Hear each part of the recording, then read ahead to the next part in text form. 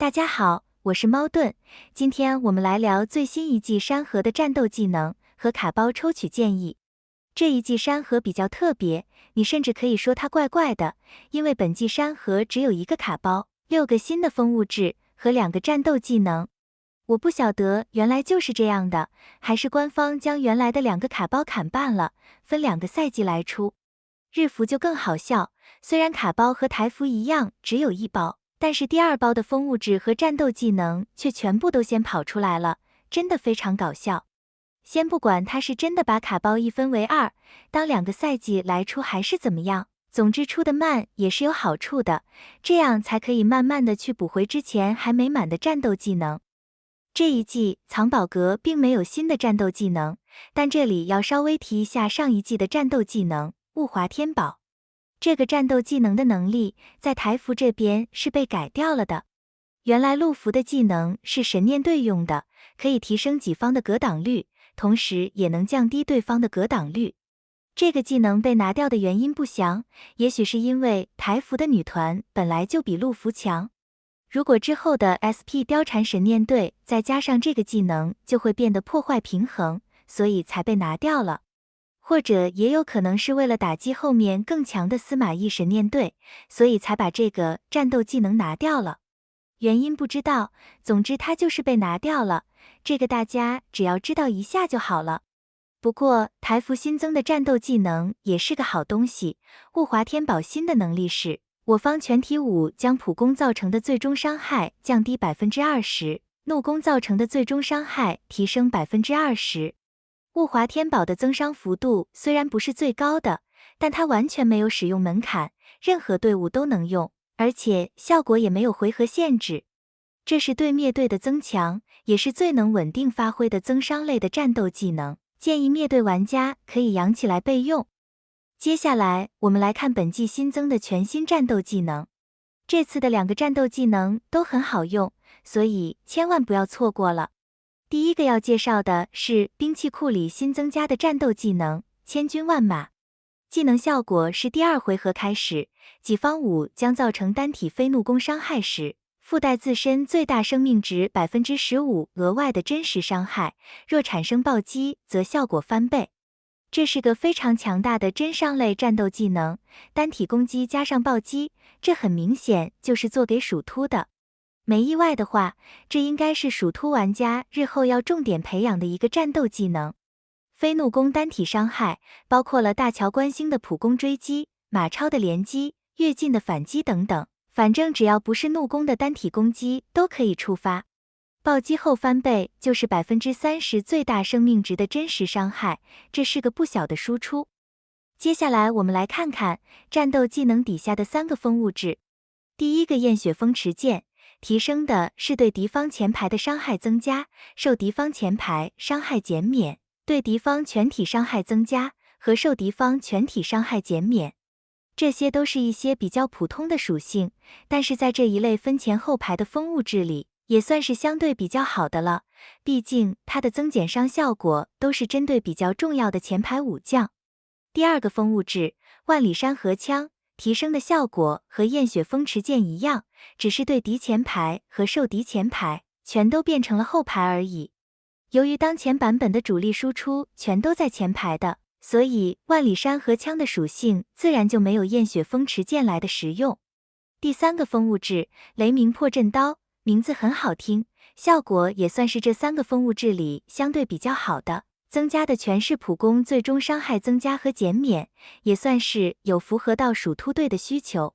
整体来说，千军万马是一个很好用的战斗技能，但底下风物质所增加的属性并不算特别突出。接着我们来看藏书楼里新增的战斗技能安居乐业，这或许是本期山河最需要优先升级的战斗技能。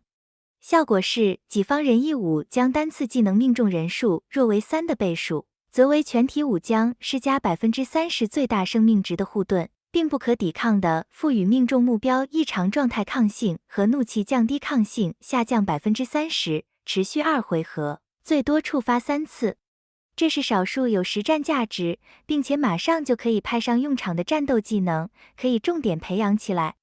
3的倍数指的就是打前排，后排或全体的武将，只要队伍里有这些类型的武将都可以使用，触发的门槛也不算太高。你可以把安居乐业当成是第一代战斗技能比利如山的加强版。虽然不是什么太无敌的技能，但是用来拖回合还是很好用的。只要队里能打一排或全体的武将越多，你前期能叠的护盾就会越多。虽然整场只能触发3次，但90%最大生命值的护盾应该足够保你度过第一回合。这个技能基本上是做给魏国使用的。魏国常见的队伍，比如脏水队和日后的司马懿顿队，里头都有很多能打一排或攻击全体的武将，他们都能很轻易的就触发安居乐业的技能。另外，花蛮羁绊的全女团队，我认为也是可以使用这个战斗技能的。安居乐业判定的命中人数，即使是治疗我方也是算数的。因此，在女团中最少就有诸葛果、张宁、蔡文姬、辛宪英可以触发全体护盾。有了全体护盾先顶着，女团就很容易触发过量治疗，将溢出的治疗量转化为蝶梦的最大生命值。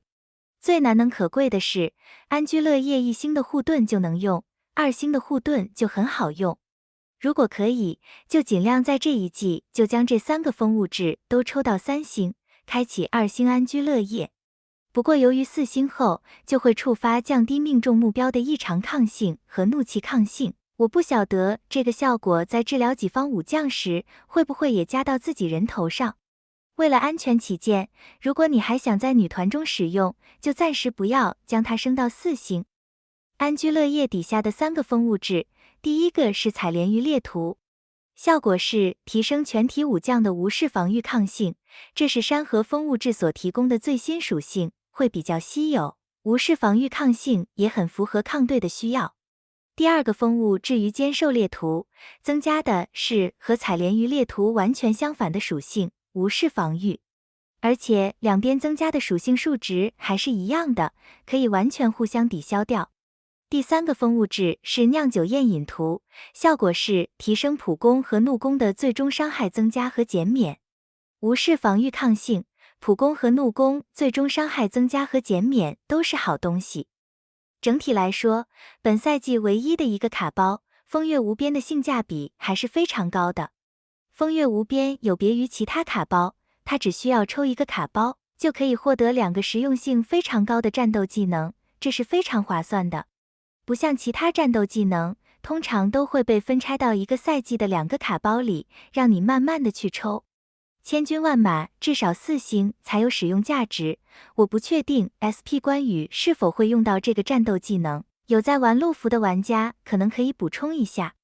安居乐业就相对平民很多，不过在女团里仍要面对上古神器的竞争，实际使用效果能不能超过上古神器还真的不好说，只属于附加价值。安居乐业真正的就业场合还是在盾队的，因为也只有盾队才能有本钱不带治疗武将出场。反正一个卡包能获得2个实用性不错的战斗技能，抽了是绝对不会亏的。